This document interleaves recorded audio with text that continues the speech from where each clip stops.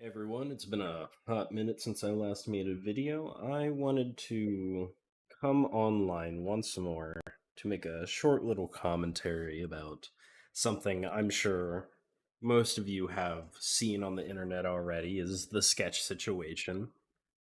But I didn't necessarily want to speak about sketch. I wanted to talk about the depravity and the true shittiness of the guy who felt it was necessary to out sketch to expose him, Pocketbook. Now, Pocketbook is a self proclaimed philosophy YouTuber, and we'll get into those, what he claims to be and what he claims to do in a minute. But I really wanted to go through his video here and dissect some of the worst points I felt he made and some of the biggest fumbles in terms of self-awareness that I have seen in a long time. So, yeah, let's get right into this.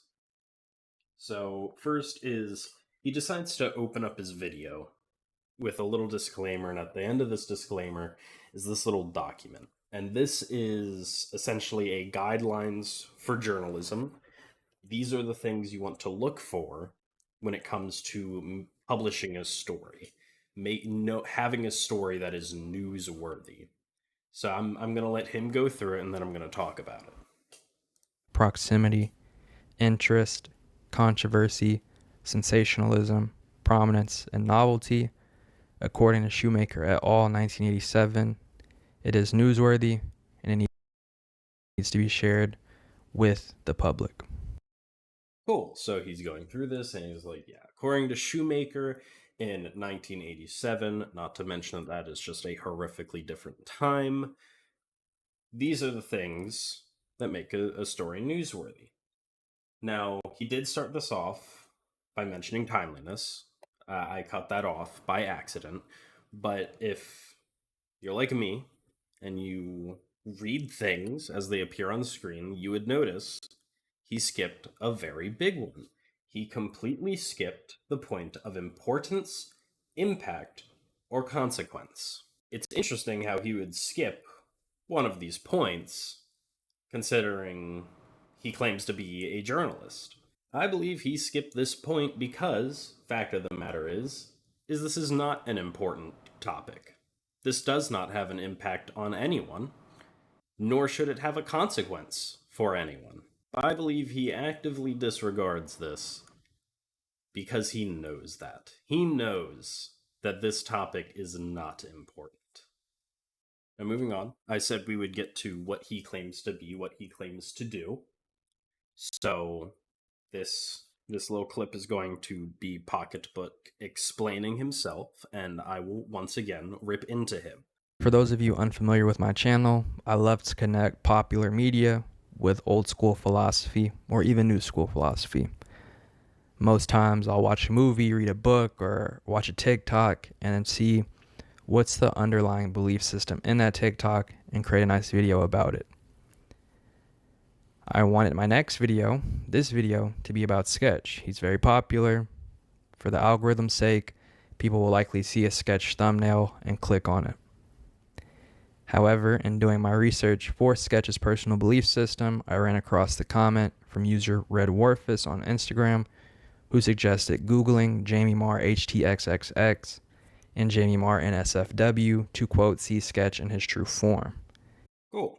So, hey guys, I do philosophy, I look at modern media, and I connect it back to old philosophies. Cool. And, in that first image, I'll go back for you here, you can see that he follows that trend. He's talking about philosophers and civilization, logical stuff. He openly admits that he's going for Sketch because of the algorithm. Sketch will get him clicks, Sketch will get him views. And you can see how he started off research looking into Sketch's worldviews and Sketch's philosophies. And then immediately, 90-degree right turn off the road into the Jamie Marr stuff. You've abandoned your original goal, Pocketbook. You've left it behind. You state who you are and then immediately fall off of who you are. You are someone who's supposed to be connecting philosophies, not exposing people for their past. Cool? Awesome. Let's continue. Now, this is going to continue a little bit off of To what we quote just see sketch in his or true just form, saw. with the warning that there was graphic content to be seen. In doing this, I discovered that before Sketch, Kylie Cox led a life of an LGBTQ plus adult content creator known as Jamie Marr HTXXX, as well as the several other monikers related to it. I understand that that is a very serious claim that again can have very huge implications on his future. Cool. So you recognize that you are playing with someone's career. You're playing with someone's life right here. And yet you continue. You keep going. You think that yes, this is it. This is what I need to do. This is apparently the goal of your video. You've derailed this. You're no longer looking at worldviews and philosophy, Pocketbook. You're just going for the clicks. You're going for the views. You are a disgrace. Now, the next little while, he just goes through all of the Jamie Marr photos. He puts them all on screen, which is also still horrendously disgusting. I will not be showing those, but we'll skip forward into his conclusion where he talks some about what he's done. But there's also this big middle section of the history of actors and sex work. And this whole segment, I guess, is supposed to be his filler of his connections to the old world, but it's all just kind of a bunch of bullshit. He throws in just some general references on how in ancient Rome, you know, entertainers were slaves, but they were also sex slaves, and how, you know, the sex work line has always been very close to the entertainer line, and how really Sketch was just, you know, fulfilling the prophecy to combine the two, which is the worst take you could ever have, comparing all people in the entertainment industry to all people in the sex industry, because one, many people in the sex industry today still are slaves. They are being bought, they are being trafficked. Horrendous illegal acts are happening that are very disconnected from the general entertainment industry. And especially comparing Sketch, who is a streamer, who does his content online, on football, on Madden, to say that, you know, it was just natural for this to happen, for, you know, an online streamer, an online entertainer to go into that field is so wrong, because there are so many people who don't do that. And Sketch now has even admitted that that was a very dark time in his life. This wasn't like, I am 100% certain that that was not a, you know, a choice of luxury for Sketch. And a lot of people are, you know, well enough off where they never have to bother considering that option.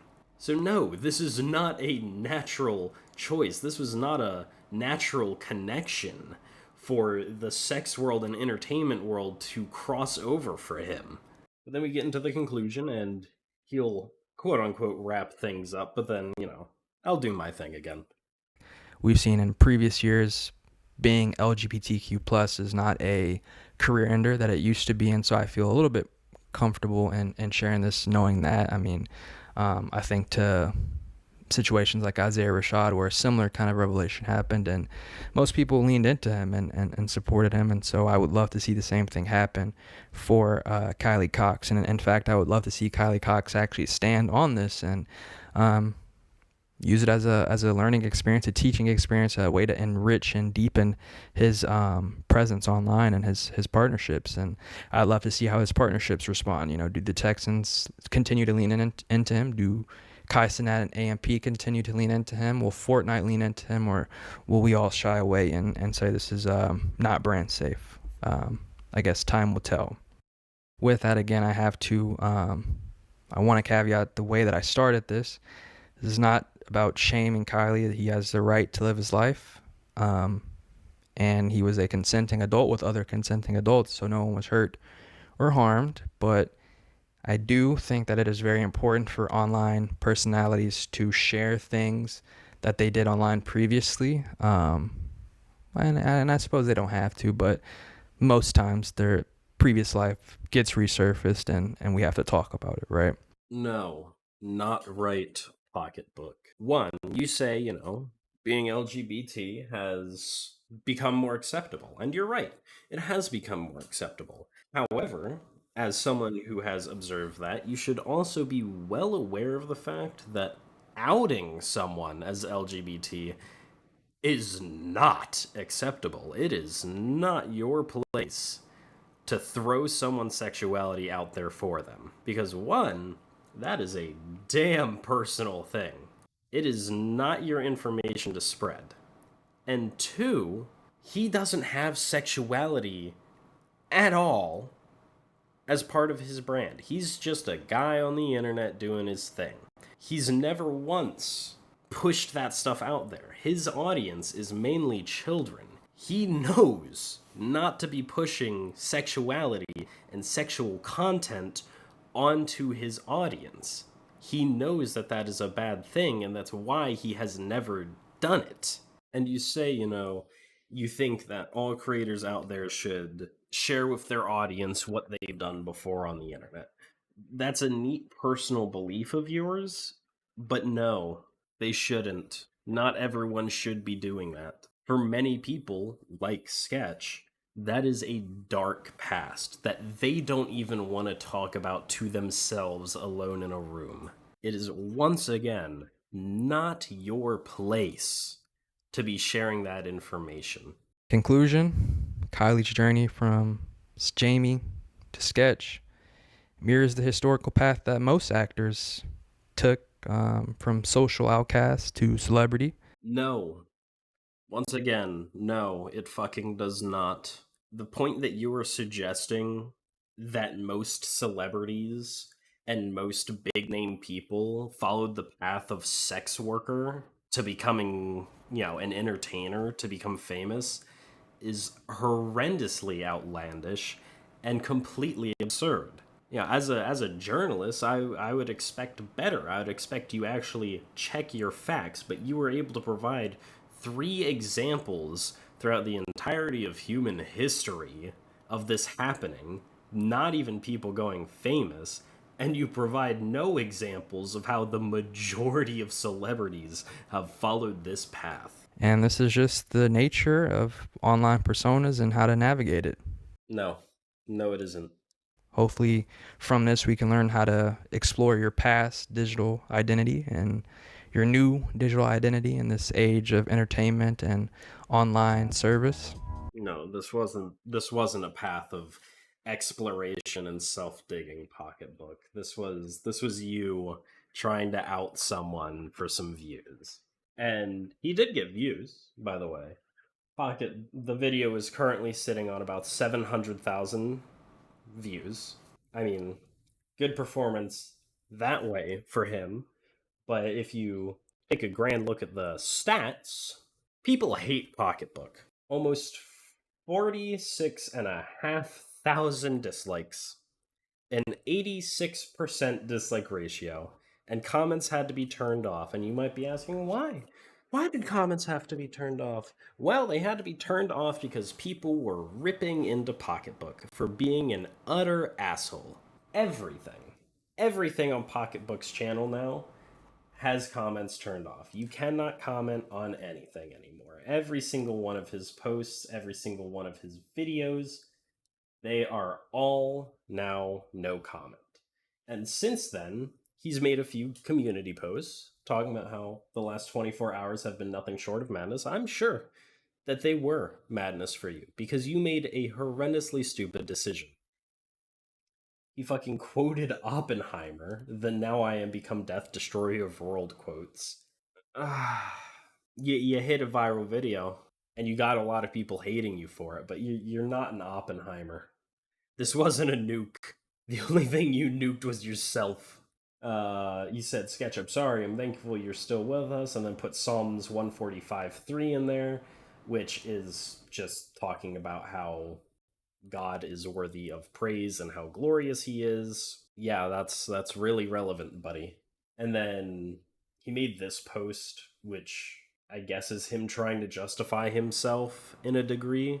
How people are, going at his neck, and but they're also being evil in their own ways, and he's saying, we are all Pocketbook. No, we are all not. We are all not outing someone for being LGBTQ. We are not outing someone for having a dark past that they don't want to share. Dude, you did this to yourself. You said, you know how coming out as LGBTQ is nowadays. You can't possibly be surprised by this if you've done a lick of research into anyone who has decided to out someone bigger than them. I'm not saying that it's right to, tell Pocketbook to kill himself.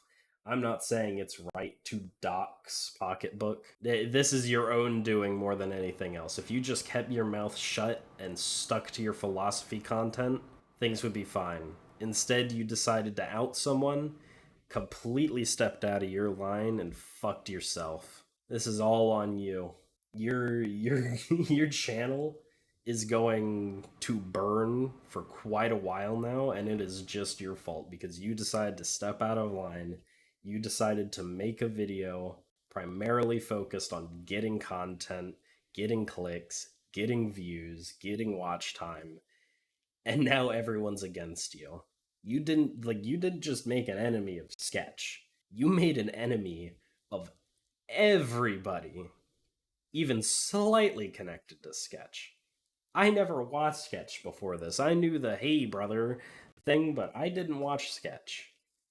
I've been watching Sketch's Twitch. Followers have been flowing. Subscriptions have been following. Everything you post for the next while is, if you don't have comments off already, you're gonna get tons of hate comments, dislikes like crazy. People are going to continuously try and burn your channel down. The best thing I can suggest for you is delete your channel and start new. Find a new channel of content, because if you dare touch this philosophy shit again, people are gonna find you again. Go somewhere else. You fucked yourself so hard, there is hardly any chance for comeback. So please, just leave. Be gone. Disgrace.